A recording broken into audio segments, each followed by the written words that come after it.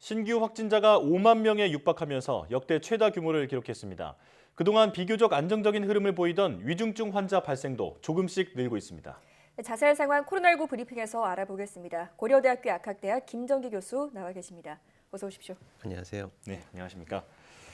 역시 수요일이 되니까 확진자가 급증했는데요. 신규 확진자가 5만 명에 육박했습니다. 이게 예상된 범위 안에서 증가하고 있다 이렇게 보고 계십니까?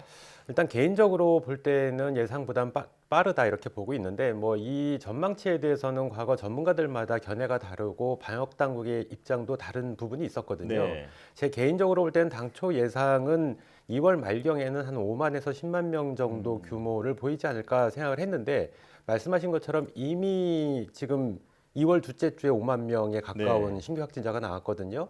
그리고 매주 거의 2배씩 증가하는 더블링 현상을 보이고 있습니다.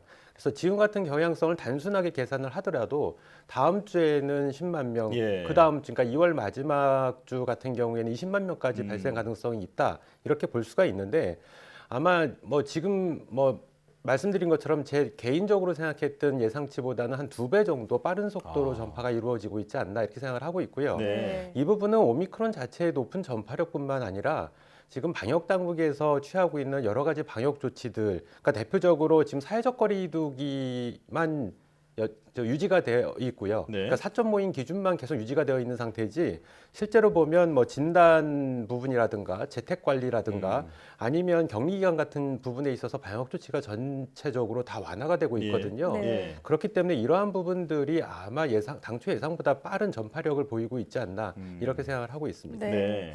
교수님께서 예상하셨던 속도보다도 훨씬 빠른 확산세를 보이고 있다 이렇게 말씀을 하셨는데요. 오미크론이 이제 우세종이 되면서 확진자 수보다도 이게 이제 그 위중증 환자나 사망자로 넘어가는 걸 막아야 되지 않겠습니까?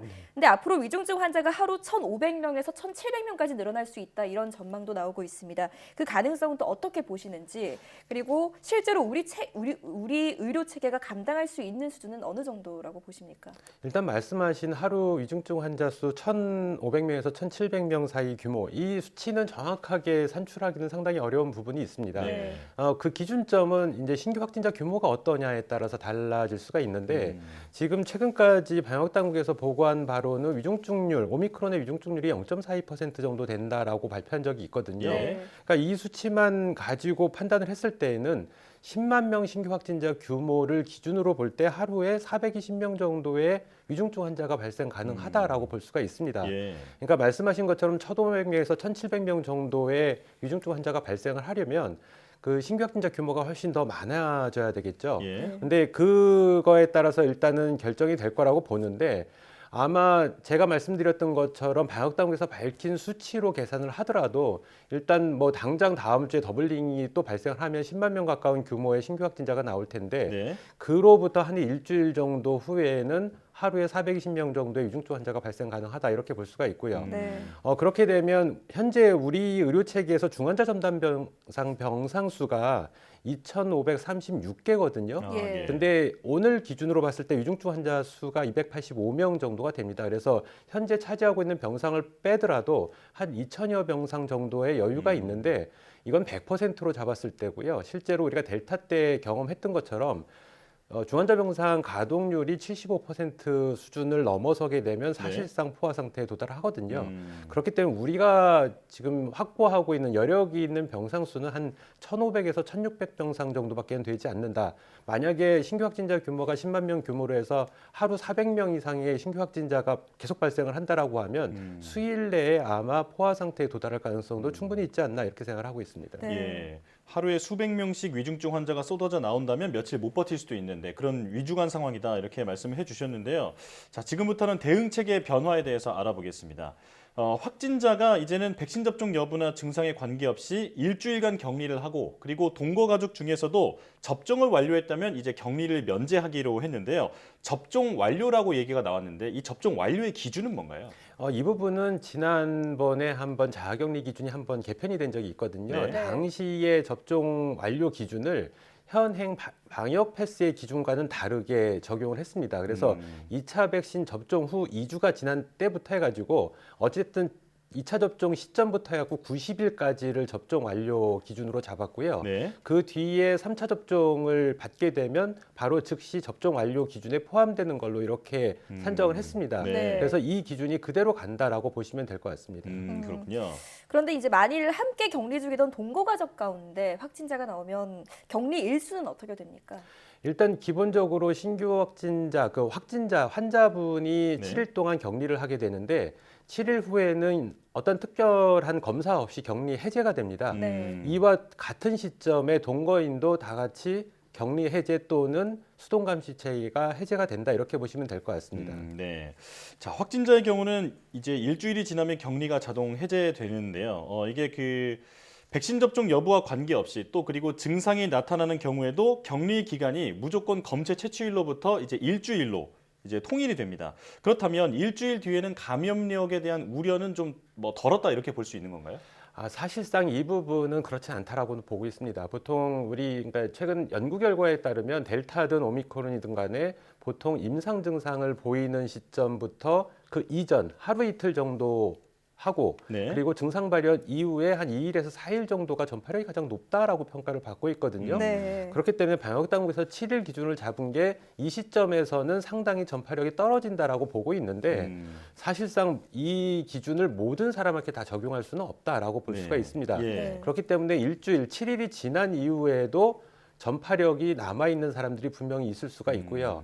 이 경우에 사회 복귀를 한 다음에 일상생활에서 다른 사람들과 마스크를 벗고 대화를 한다든가 식사를 한다라고 하면 다른 사람에게 전파시킬 가능성은 뭐 배제할 수는 없다 이렇게는 예. 보고 있습니다. 네. 그렇기 때문에 제가 보기에 앞서도 말씀드렸는데 확진자의 경우에는 7일 후에 특별한 검사 없이 격리 해제가 되거든요. 네. 네. 반면에 동거인 같은 경우에는 격리 해제 이전에 PCR 검사를 받게 돼 있습니다. 그리고 음성 네. 확인을 받게 되어 있는데 예. 제가 보기에는 확진자의 경우에도 적어도 방역 당국은 신속 항원 검사 체계를 도입을 하면서 신속 항원 검사에서 음성이 나오면 전파력이 굉장히 낮아진다라고 보기 때문에 네. 적어도 신속 항원 검사 정도는 하는 게 맞지 않을까 이렇게 생각을 하고 있고요. 앞서 질문하신 것 중에 제가 답변을 하나 안 드린 게 있는데 네. 동거인 중에 새로운 확진자가 네. 새로 나오면 그럼 나머지 가족들의 격리는 어떻게 되느냐 이런 그렇죠. 부분이 격리 기간 있거든요. 중에 이제 네. 동거인 중에 한 명이 확진이 되면 네. 근데 이 부분은 새로 추가되지는 않는다. 그러니까 예. 새롭게 감염되신 확진되신 분만 7일 동안 추가적으로 예. 격리를 하는 거고요. 아. 나머지 확진이 안 되신 분들은 그대로 원래 확진자를 기준으로 봐서 격리 해제가 된다 이렇게 보시면 될 것 같습니다. 그러니까 이제 본인이 걸리면 본인이 일주일이다 그냥 이렇게만 알고 있으면 되겠네요. 네네, 맞습니다. 네네. 네. 추가 접종 이야기도 좀 이어서 해보겠습니다. 정부가 지금까지는 3차 접종까지 우리가 이루어지고 있는데 앞으로는 코로나19 백신의 4차 접종도 검토 중이라고 밝혔는데요. 이와 관련한 내용은 다음 주에 발표될 것으로 보입니다. 이 4차 역시 우선 대상은 고위험군이 되겠죠. 네, 맞습니다. 근데 이 부분은 아직 연구 결과가 명확하게 나오지가 않았는데요. 그러니까 델타 때까지만 해도 2차 접종 이후에 한 4개월이 지나면서부터 급격하게 특히 고령층에서는 항체 지속 기간이 짧아졌거든요. 네. 그래서 이러한 부분 때문에 실제로 3차 접종이 시행이 된 부분인데 이제 지금은 현재 오미크론이 전 세계적으로 우점화가 되어 있습니다.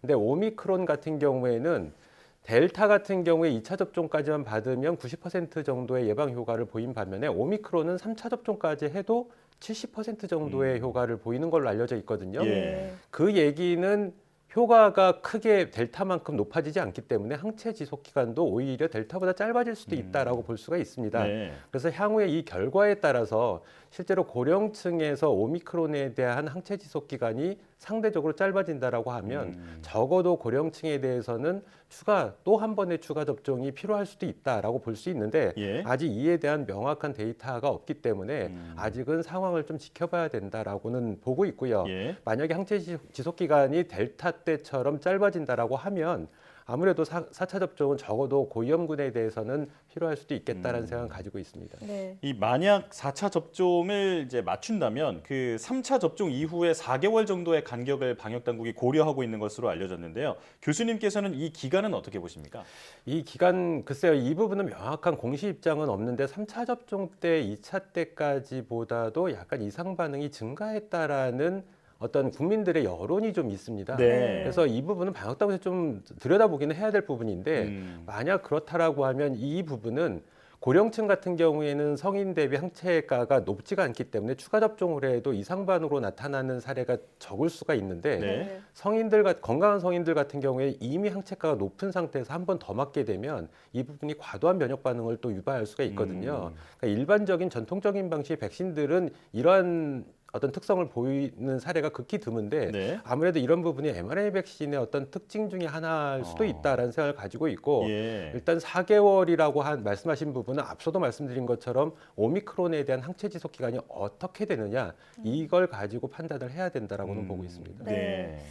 자, 지금까지 이제 기본 접종을 완료한 사람들의 경우 3차 접종에 대한 그 거부감이 적지가 않았거든요. 근데 여기에서 이제 4차 접종까지 해야 한다라고 하면은 더 꺼려하는 분들이 많으실 것 같은데 아무래도 안전성을 가장 우려하실 것 같습니다. 이 안전성에 대한 우려를 극복하고 접종이 제대로 이루어질 수 있다고 보십니까? 말씀하신 대로 일단 백신 접종, 추가 접종이 더 들어가게 되면 안전성 부분이 또 고려가 될 부분으로는 보고 있습니다. 네. 근데 고령층의 경우에 만약에 항체 지속 기간이 짧아져서 항체 수준이 낮아졌으면 네. 어쩔 수 없이 추가 접종에 또 한 번의 추가 접종을 받아야 될 부분이 있거든요. 근데 건강한 성인들 같은 경우에는 그럴 필요가 상대적으로 적을 거다라고 생각을 하고 있고 성인들 같은 경우에 지금 전체적으로 앞서도 말씀드린 것처럼 여러 가지 방역 조치가 완화되고 있기 때문에 굳이 추가 접종을 더 받을 필요가 있겠냐라고 하는 안전성보다는 필요성 부분이 제기가 되지 않을까라는 생각을 가지고 있습니다. 예. 자, 교수님 이제 마지막 질문인데요. 이제 지금의 부작용 사례를 보면 첫 접종부터 이상이 있는 경우도 있었지만 2, 3차 때에서야 이제 부작용이 나타나는 분들도 있었거든요. 이제 그렇다면 처음에 이상이 없다 하더라도 그 이후에는 나타날 수도 있다. 뭐 이렇게 볼 수 있는 걸까요? 앞서도 말씀드린 것처럼 건강한 성인 같은 경우에 기본적으로 항체 지속 기간이 어느 정도 길게 유지될 수가 있고 비교적 고령층보다 높게 유지가 될 수가 있거든요. 네. 여기에 단기간에 또 한 번 접종을 받게 되면 이 항체가가 급격하게 올라가는 특성이 있습니다. 이게 부스터샷의 특징인데요. 그러다 보니까 과도한 면역 반응이 발생할 수도 있겠다. 그래서 전통적인 방식 우리가 뭐 불알아 백신, 사백신 이렇게 얘기를 하거나 아니면 노바백스처럼 항원 합성 네. 형식들 같은 경우에는 이러한 우려스러운 사례들이 뭐 굉장히 드물었거든요. 근데 아마 mRNA 백신 같은 경우에 과도한 면역 반응을 유발을 하면서 그럴 가능성도 배제할 수는 없지 않나 이렇게 생각을 하고 있습니다. 예, 네. 새로운 형식의 알려지지 않은 부작용일 수도 있다. 뭐 이런 가능성이 있다는 말씀이시군요. 네. 네. 네, 여기까지 듣겠습니다. 지금까지 고려대학교 약학대학 김정기 교수와 함께했습니다. 교수님 잘 들었습니다. 감사합니다.